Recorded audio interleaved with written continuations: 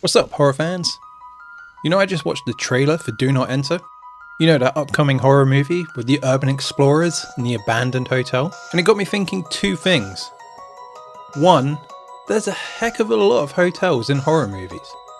And two, I need to book a holiday. We're going to weigh up some of the pros and the cons, and my thoughts as to whether or not I would stay in these hotels. You can let me know what your thoughts are in the comments. So let's check out some hotels. Hopefully they'll have low prices and high body counts. Let's start things off with an 80s budget classic. Yeah, I'm talking about the hotel and the movie. The hotel is the Hotel Breslin, and the movie is Basket Case. The hotel looks like it's ready to be decommissioned, but I guess that kind of adds to the charm. The pros to this hotel: it's affordable, it's got a downtown location, strong sense of community, and it's family friendly, no matter how strange your family is. The cons, on the other hand, is your neighbour might have a mutant brother hidden in a basket. And I imagine it's got thin walls and lots of screaming. Honestly, this hotel is probably a bit run down for my tastes, but it could be perfect for the budget conscientious city break. Would I book her into this hotel? Maybe for like one night tops, but I'm bringing earplugs with me.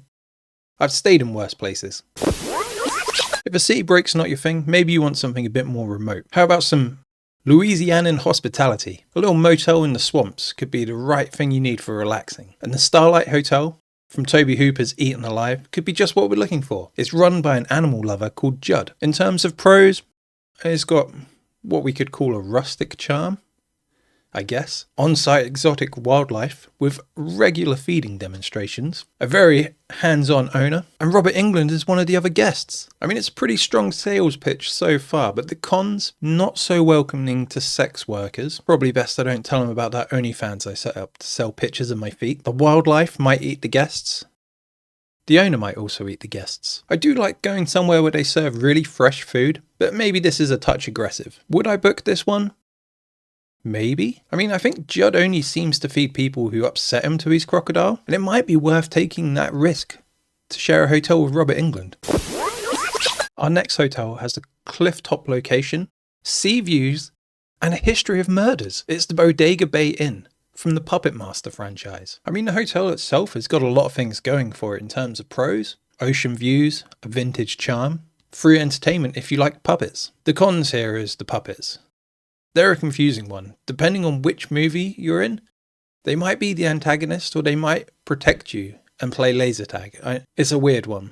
But if they have it in for you, you might get drilled in your sleep. The hotel does have a great cancellation policy. Cancel anytime, no strings attached. How likely am I to book this hotel? I'm pretty confident in this one. I mean, it's a 50-50 as to whether I get attacked by the puppets. I'll take the coin flip. And worst case scenario, just wear steel toe cap boots and kick 'em. Maybe a hotel would be too fancy. Maybe I should scale down and look at a motel. Maybe the Bates Motel from Psycho would be more my speed. The owner does have some sort of awkward charm, at least on the first meeting. The pros for this one: it's got a classic roadside aesthetic.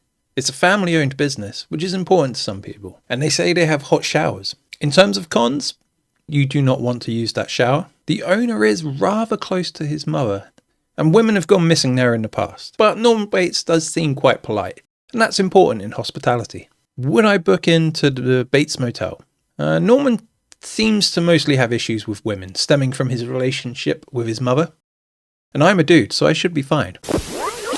One thing horror movies loves is a closed hotel. The long since closed and decrepit Blackwell Hotel from the movie See No Evil is a great example of this. Did you know this is the first movie produced by the WWE? And it features Kane, the big red machine, as Jacob Goodnight. The pros for this one: it's pretty spacious due to the lack of furniture. It's got that abandoned industrial area aesthetic, and the stay would be great for your cardio because you'd be running away from a giant murderer the whole time. The cons are the giant murderer that you're running away from the whole time, obviously. It doesn't seem to have working lights, not that that matters if Kane cuts your eyes out. And the atmosphere in general is overall very stabby. My general vibe from it: all this running would feel like a CrossFit retreat, and that's not for me. I need to rest and relax. Would I book it? Very unlikely. I mean, I'm dying for a holiday, but I wasn't going to literally get myself killed for it. Although, if I have to get killed, I wouldn't mind being killed by Kane. Sure, we've scaled down from fancy hotels to motels to decrepit abandoned buildings. That's all very American. What about a European backpacking trip? Word around Amsterdam, there's a hostel that you need to check out. In the big tick column for this one, international travel. It's a very social atmosphere with clothing optional and surprise experiences. In the big red cross box, you are that experience. Surprise. Checking out of this place can be absolutely brutal. While it seems like cheap accommodation, there are some really pricey add-ons which are only for members. This is one of those accommodations where I can understand why the victims would want to stay there. Other hotels on this list, not so much, but yeah, they can lure you in with those boobs. Despite all of that though, I don't think this is a trip that I would book. Travelling like that is not for the faint of heart, or the faint of stomach. Travel can be torture. Some accommodations are best booked in a specific season. This particular hotel opens up for Halloween. The Hell House, from the movie Hell House LLC, formerly known as the Abaddon Hotel, before it was turned into a Halloween scare house. Why would you stay there? Well, it's got Halloween vibes all year round. It's a location of historical significance, although that historical significance is mass death, and it's got clown decor. The reasons that you wouldn't want to stay there? It's got clown decor. Also, demonic entities, cult activity. The building itself might actually hate you. One of the things the Abaddon has over the other hotels on this list is that it has a dedicated worship space in the basement. Of course, that space is dedicated to the worship of Satan, but it still counts. Now, would I book a stay in it? Only if I can live stream all of the demons and stuff. Don't look at me like that. I am desperately in need of subscribers. Do your part and hit that button. Keeping things mixed up after yet another rundown and abandoned hotel is a fancy and functional place you can stay. The Dolphin Hotel from 1408. This is such a great movie. I'd totally forgotten this one even existed until I started making this list. Why would you stay there? Well, it's a luxury hotel, central location, and a personalised service, although it is personalised psychological torture. In the negative column, well, the room rearranges reality. There's no escape, and I don't mean there's like not a fire escape. There is no escape. And you may question your existence while you stay there. Well, there is something to be said for a themed suite. Would I book this hotel? Honestly, if they serve a good breakfast, I could be tempted to have my reality rearranged a smidge. Italians know how to appreciate the finer things in life. The Seven Doors Hotel from the Beyond is in the process of renovation at the time, so it might not be the finest hotel, but it is one of the finest examples of Italian horror. In terms of pros, it's a historic property. It's got a unique basement feature, a portal to hell, and it's a zombie-inclusive environment. Going against it though is it might be the site where the apocalypse will happen. Not recommended for people with a thing about eye trauma. Oh, and there's spiders from hell that will bite out a paralysed man's tongue and eyes like giant tarantulas. I mean, this hotel has everything.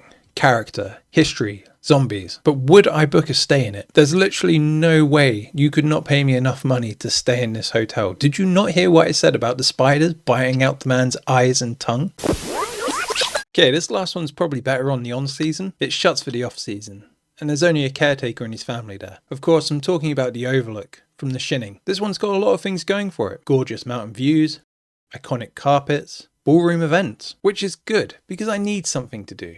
All work and no play makes Jay a dull boy. In terms of the cons, it's a bit isolated, risk of possession. You might get hacked to death with an axe, or drowned in an elevator full of blood. Sure, there's a couple of things against it, but on the whole, that winter aesthetic is immaculate. Okay, final decision. Would I book the Overlook? Yes, this is where I'm booking my holiday. It's luxurious, it's iconic, and I just won't let the hotel psychologically manipulate me. Isn't that right, Mr. Barman?